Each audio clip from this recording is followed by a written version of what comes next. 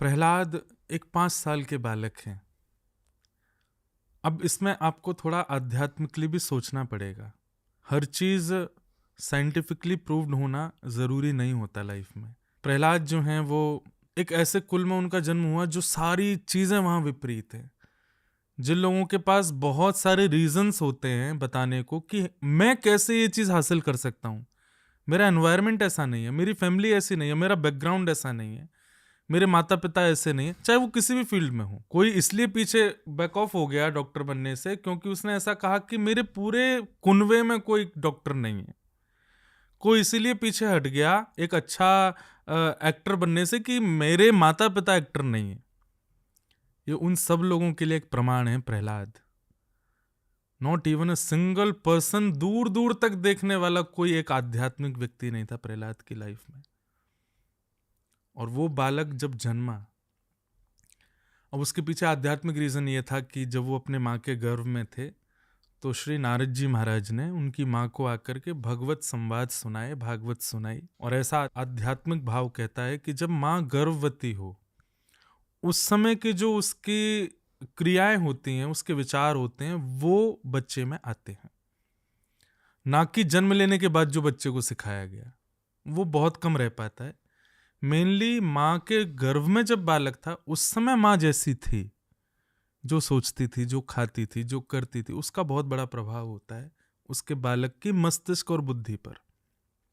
आपने देखा होगा बच्चे बचपन में खूब दादा दादी के पास रहते हैं, हनुमान चालीसा याद कर लेते हैं, उनको मंदिर ही जाना अच्छा लगता है कि दादाजी मंदिर जा रहे हैं मैं साथ।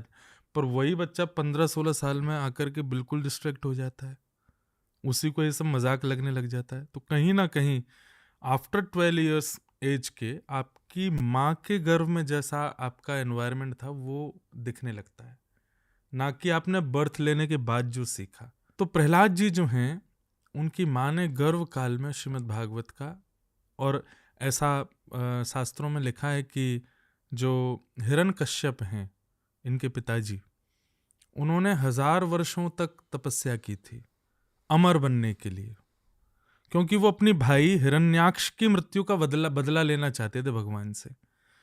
तो किसी ने उनको कहा कि तुमको भगवान को वध करने के लिए तुमको अमर बनना पड़ेगा, तो इसलिए वो अमर बनने के लिए 1000 वर्षों की तपस्या पर गए थे ब्रह्मा जी से वरदान मांगने के लिए। तो जब वो जा रहे थे तब कयाधु उनकी जो पत्नी थी वो गर्भवती थी।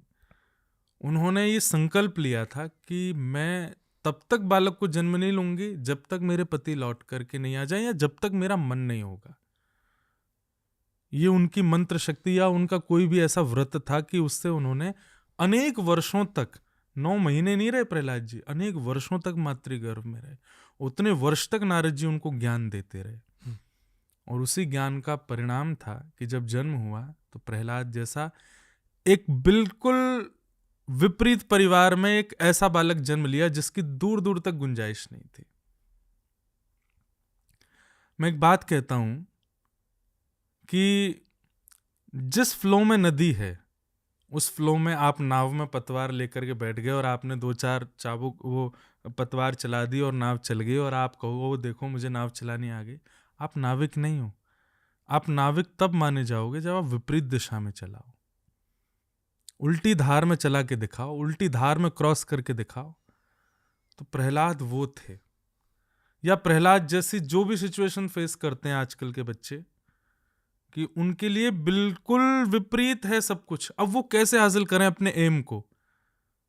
This is the time. अगर आपने ऐसे कर लिया तो शायद माँ डॉक्टर, पिता डॉक्टर, भाई डॉक्टर, बहन डॉक्टर, सब डॉक्टर, और तुम भी डॉक्टर बन गए, कोई बड़ी बात नहीं है।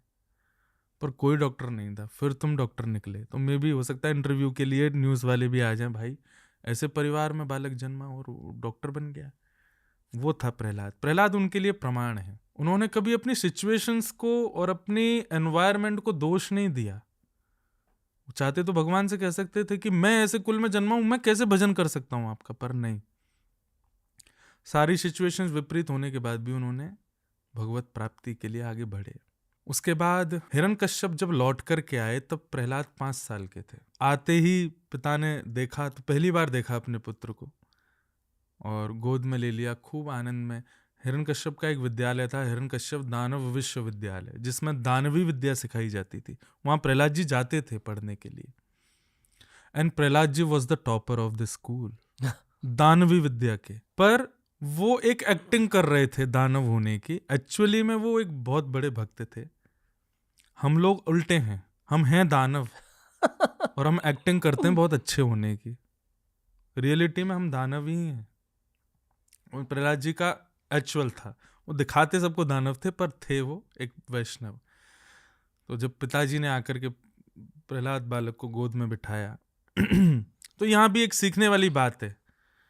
एक्टिंग सब जानते हैं, भगवान ने हमको बहुत सारे स्किल्स देकर के भेजा है। उनमें एक स्किल ये भी है कि हम एक्टिंग करना जानते हैं, बहुत अच्छा नाटक करना जानते हैं। पर नाटक किस चीज़ का करना चाहिए ये हमको नहीं पता होता। स्पिरिचुअलिटी आपको बता देती है कि जो रियल फॉर्म है ना उसको छुपा के रखो। जो संसार के लिए व्यवहार करना है, जिसको हम व्यवहार करते हैं, वो उसको नाटक मात्र रहने दो। प्रहलाद जी उस बात को जान चुके थे और वो एक दानव होने का नाटक करते थे। लेकिन एक दिन उनके पिताजी ने उनसे पूछा कि बेटा तुमको अपने जीवन की सबसे अच्छी बात कौन सी लगती है? तो प्रहलाद जी के मन में अब ये बात आई कि मैं अपने अंतर हृदय की अच्छी बात अगर बोल दूंगा तो वो तो कुछ और ही है। पर पिताजी पूछ रहे हैं तो बता देता हूं। और प्रहलाद जी ने वहां एक श्लोक बोला, तत्साधुमन्ये सुरवर्य देहिनाम सदा समुद्विग्न धियाम असद्ग्रहात् हित्वात्मपातम ग्रहमंधकूपम वनम गतः यद्धरिमाश्रयेत। पिताजी, ये संसार एक अंधा कुआं है। लिटिल प्रहलाद अपने पिताजी को ज्ञान दे रहे हैं, अपने अंतर हृदय की सबसे अच्छी बात। ये संसार एक अंधा कुआं है और हम सब मानव भेड़ की तरह एक के पीछे एक चलते जा रहे हैं। आगे वाली भेड़ अगर कुएं में कूदती है तो सारी भेड़ वहीं कूदती हैं। वो ये नहीं विचार करती कि आगे कूदने से हमारे प्राण निकलेंगे, आगे वाली कूदी है तो सब कूदो। हम सब ऐसे हैं पिताजी, संसार का हर मानव ऐसा है। बोले कैसे पता है ये बात? कि एक व्यक्ति को जब अर्थी पर लेके जाया जाता है, सब लोग बोलते हैं राम नाम सत्य है। किसके लिए बोल रहे हैं? वो तो सुन नहीं रहा, तो फिर बोल किसके लिए रहे हैं? राम नाम सत्य सब जीवित लोगों को सुनाने के लिए बोला जाता है। भाई देखो, ये बिलीनियर था, इसके पास सब कुछ था, आज सब छोड़ के केवल राम नाम के साथ जा रहा है। तो जो भी लोग जीवित सुन रहे हैं, अब भी समझ जाओ, सब चीज हासिल करो पर राम नाम का आश्रय मत छोड़ो। इसलिए राम नाम सत्य बोला जाता है।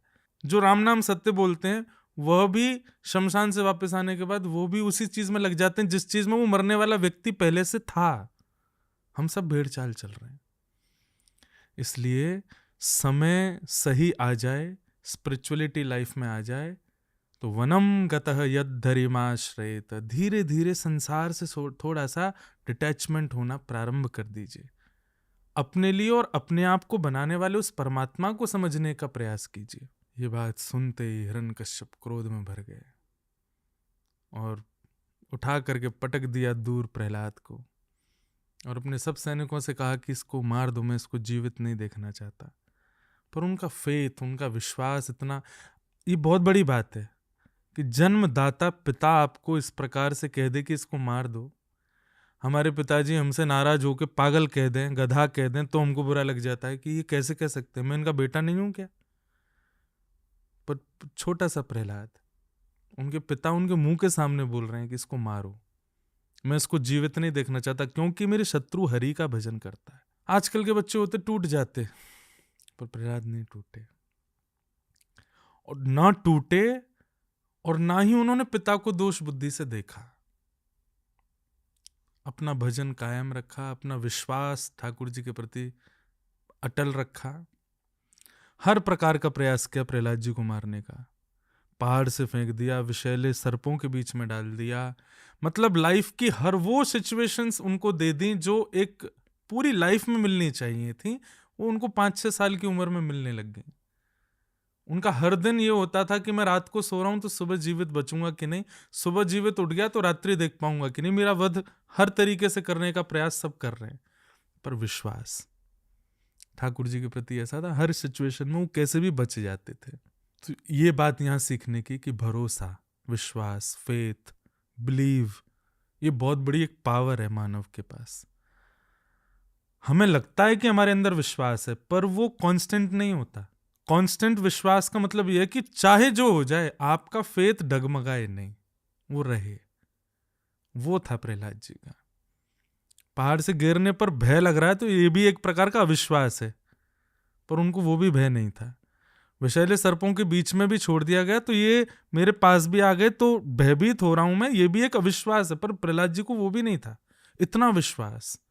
प्रहलाद के पास और कुछ नहीं था, केवल विश्वास ठाकुर जी के प्रति। सारे प्रयास हो गए, प्रहलाद बच गए। तब वो आई होलिका भुआ प्रहलाद जी की। उनको ब्रह्मा जी ने एक चादर दी थी जिसको पहन के वो अग्नि में कूद जाएं तो जलेंगे नहीं, पानी में कूद जाएं तो डूबेंगे नहीं।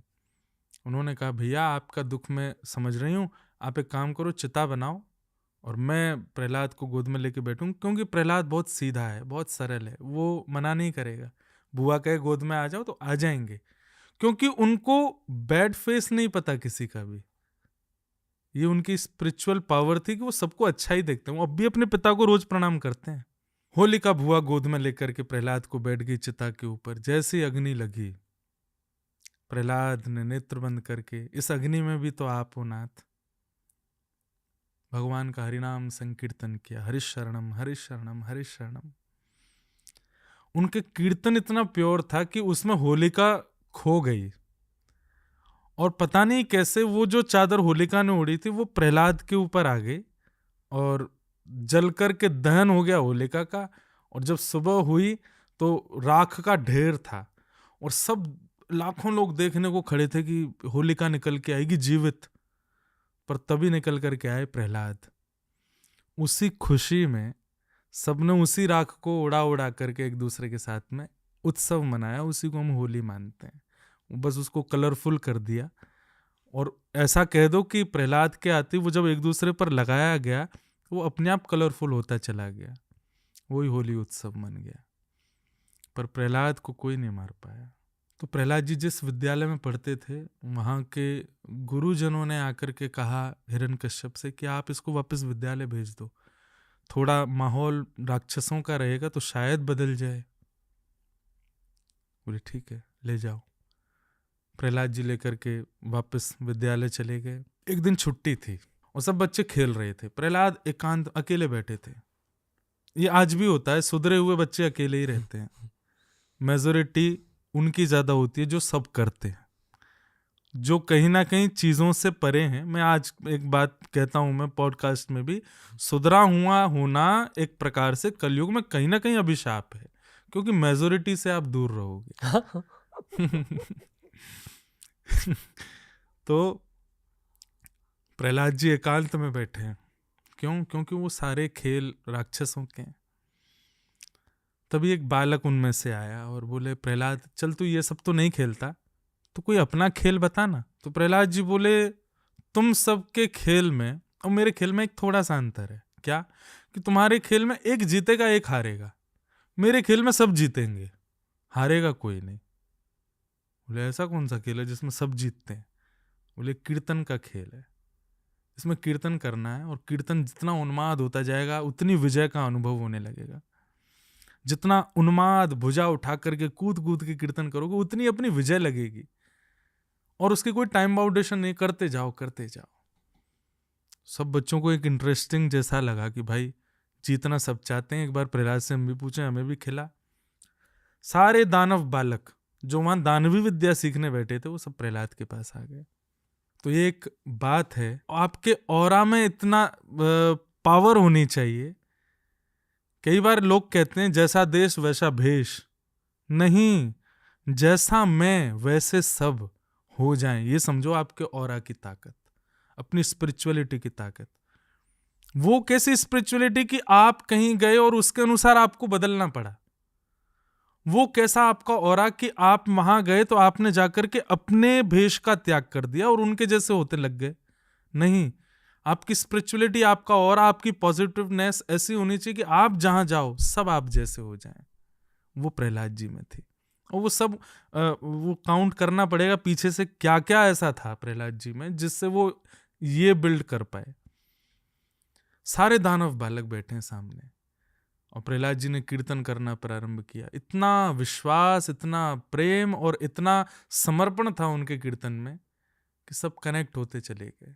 और उन्माद जब हुआ, उन्माद मतलब जब उसकी चरम स्थिति आई, सब नाचने लगे, कूदने लगे। कीर्तन का वह स्वरूप हुआ, हरिश शरणम, उछल उछल करके सब नाचने लगे। जहां जहां आवाज जाने लगी वो सब अपने घरों से निकल निकल करके आने लगे। सब लोग आए, और जो जो आया वो उसमें कनेक्ट होता ही चला गया। एक करंट की तरह था, जो बचाने जा रहा था वही उसमें चिपक जा रहा था। तब वो ध्वनि पहुंची हिरण्यकश्यप के पास, और जब हरि का नाम सुना तो अपने सैनिकों से कहा कि इसका वध कर दो वहां जाकर के तलवार से। सैनिकों को भेजा, सैनिक गए थे वध करने, पर एक मिरेकल था कि वहां का ऑरा और वहां की साउंड ऐसी हो चुकी थी कि उनके पैर भी थिरकने लगे और वो भी नाचने लगे। अपने अस्त्र शस्त्र छोड़ के वे भी प्रहलाद के साथ उछल उछल करके कीर्तन करने लगे। जो भी जाता है हिरण्यकश्यप के पास से लौट करके नहीं आता। महामंत्री तक भेज दिया, अकेला बचा है, पूरे सिंहासन पर बैठा है। सब कनेक्ट हो गए वहां पर। तब अंत में उठा इस विश्व का सबसे पहला दानव हिरण्यकश्यप, जिसके बल के लिए भागवत में वर्णन किया जाता है कि रावण भी तुच्छ है उसके आगे, इतना बलवान था। जब वो पहुंचा, वो कनेक्ट नहीं हुआ। मैंने ये बात नाना जी से पूछी कि जब नाना जी सारे दानव कनेक्ट होते चले गए तो फिर हिरण्यकश्यप क्यों कनेक्ट नहीं हुआ? जब वहां का ऑरा और वो सब इतनी पॉजिटिव था तो फिर वो क्यों कनेक्ट नहीं हो पाया? इसके दो आंसर नाना जी ने दिए।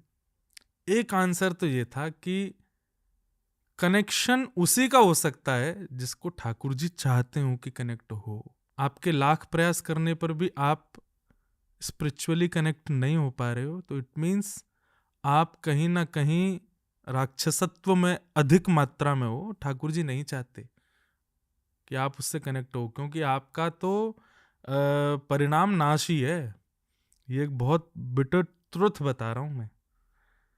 आपका नाश संभव है, इसलिए आप कितनी भी स्पिरिचुअलिटी आपके आगे आ जाए आप कनेक्ट नहीं हो पाओगे उससे, क्योंकि आप पहले से ही इतने दानव स्थिति में आ चुके हो कि अब आप कनेक्ट नहीं हो सकते।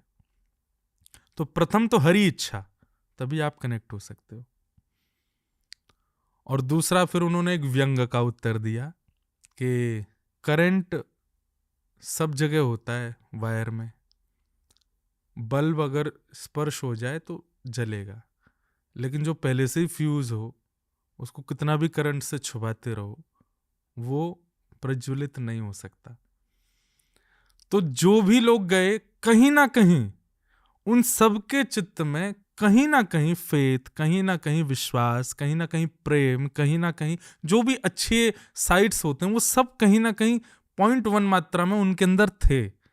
इसीलिए प्रहलाद का कीर्तन जो था उसने उनको कनेक्ट कर लिया और वो सब प्रज्वलित हो गए। हिरण्यकश्यप को सोचो वो किस हद तक अंदर से खराब हो चुका है कि इतने विहंगम दृश्य में, इतने विहंगम कीर्तन में जाकर के वो कनेक्ट नहीं हो पाया। भगवान नृसिंह प्रकट होने से पहले संकेतित कर रहे हैं कि हिरण्यकश्यप किस हद तक दानव है कि वो इतने बड़े ऑरा में आकर के भी कनेक्ट नहीं हो पा रहा, इसलिए उसका वध आवश्यक था। हिरण्यकश्यप गया, नहीं हुआ कनेक्ट, और जाती उसने प्रहलाद का गलेवान पकड़ा और एक धक्का दिया। हमारे स्पिरिचुअल भाव में कहते हैं कि भगवान ने कसम खाई थी, बोले मैं इसको तब तक कुछ नहीं कहूंगा, इसने बहुत अत्याचार किए प्रहलाद पर, बोले मैं तब तक कुछ नहीं कहूंगा जब तक ये खुद कुछ नहीं कहेगा। अब तक प्रहलाद का वध या प्रहलाद को मारना पीटना जो भी हिरण्यकश्यप ने खुद नहीं किया था, क्योंकि कहीं ना कहीं वो पिता है इसलिए दूसरों को आज्ञा करता है तुम मारो। लेकिन आज उसने खुद आकर के जब पुश किया प्रहलाद को, गिर दिया नीचे, भगवान की तो कसम थी कि जिस दिन ये खुद कुछ कहेगा उस दिन नहीं बचेगा, और आज वही हुआ। और फिर पूछा कि तेरा हरि कहाँ है? प्रहलाद जी बोले पिताजी प्रश्न गलत है, हरि कहाँ है नहीं पूछिए, हरि कहाँ नहीं है ये बोलो। सब जगह, आप में भी, मुझ में भी, हम सब में है, कण कण में वो विद्यमान है। उसकी सत्ता कहाँ नहीं है? आप जहां दृष्टि घुमाने की सामर्थ्य हो आप में, वहां तक वो है, और जहां तक हम नहीं जा सकते वहां भी वो है। पिताजी, मेरी कोई रंजिश नहीं, मैं आपका पुत्र हूं, आप मेरे पिता हैं, मैं नित्य आपको दंडवत करता हूं। पर यही वास्तविकता है कि हम हरि से बड़े नहीं हो सकते, हरि सबसे बड़ा है। लेकिन नहीं समझ में आई बात। अच्छा, सब जगह तेरा हरि? बोले हाँ। रैंडम एक खम्भ था, इसमें है? प्रहलाद ने विश्वास से कहा हाँ है। हमारे भागवत जी कहती हैं कि ठाकुर जी नहीं थे, पर विश्वास प्रहलाद का इतना था कि ठाकुर जी को आना पड़ा कि हाँ इधर हैं तो मैं हूं। और जैसे खम्भ भेदन किया, भगवान का एक अद्भुत रूप प्रकट हुआ, प्रचंड प्रकाश और नृसिंह रूप में भगवान प्रकट हुए। स्तंभे सभाया न मृगम न मानुषम, ना तो मनुष्य ही हैं और ना ही शेर ही हैं, दोनों का मिक्सचर है। किसी ने कहा बोले भगवान चाहते तो मनुष्य बन के आ जाते, क्यों मिक्सचर किया? बोले फीलिंग्स। जब भगवान प्रहलाद के बारे में सोचते थे कि मुझे प्रहलाद के लिए जाना है, तो वो नर बनने का प्रयास करते थे कि मैं अच्छा बन के जाऊं। पर जब हिरण्यकश्यप की क्रूरता का स्मरण करते थे तो उनके मन में आता था, क्रोध इतना बढ़ जाता था कि मैं इसको सिंह की भांति भेदन कर दूं। तो हिरण्यकश्यप का स्मरण सिंह बनाता था और प्रहलाद का स्मरण नर बनाता था। इसलिए दोनों ही रूप में आए नरसिंह, और नरसिंह बनकर के जब प्रकट हुए, हिरण्यकश्यप ने बहुत सारे वरदान मांगे हुए थे ब्रह्मा जी से, न दिन में मरूं, न रात में मरूं, न ऊपर मरूं, न नीचे मरूं, न अंदर मरूं, न बाहर मरूं, न सजीव से मरूं, न निर्जीव से मरूं, न इंसान से मरूं, न जानवर से मरूं, 12 महीनों में कभी ना मरूं, आदि आदि बहुत सारे वरदान थे।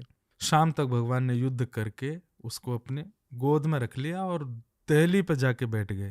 हिरण्यकश्यप बोला आप मुझे नहीं मार सकते, मैंने ब्रह्मा से वरदान मांगे। भगवान बोले एक एक करके गिनवाता जा, सब पूर्ण हो रहे हैं अभी। बोले मैंने वरदान मांगा है ना दिन में मरूं ना रात में। बोले बाहर देख क्या हो रहा है? बोले शाम हो रही है। दूसरा बता। मैंने वरदान मांगा ना मैं अंदर मरूं ना बाहर। भगवान बोले मैं कहां बैठा हूं? बोले आप दहली पे बैठे हैं, ना अंदर हो ना बाहर। मैंने वरदान मांगा था ना ऊपर मरूं ना नीचे। भगवान बोले मेरी गोद में है, ना तू पृथ्वी पर है ना आकाश में। मैंने वरदान मांगा था ना मैं इंसान से मरूं ना जानवर से। भगवान बोले बता मैं क्या लग रहा हूं तुझे? बोले हो तो आप जानवर, पर बोलते हो तो लगता है मानव। और बता। मैंने वरदान मांगा था मैं 12 महीनों में कभी ना मरूं। भगवान बोले 3 साल में आने वाला 13वां महीना तेरे लिए ही बनाया था, जिसको हम अधिक मास कहते हैं। और बता। बोले ना मैं सजीव से मरूं ना मैं निर्जीव से मरूं। सजीव मतलब जीवित और निर्जीव मतलब निर्जीव।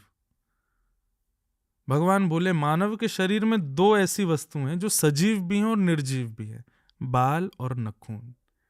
ये जीवित हैं इसीलिए बढ़ते हैं, और ये निर्जीव हैं क्योंकि इनके कटने पर रक्त नहीं आता। ये निर्जीव भी हैं।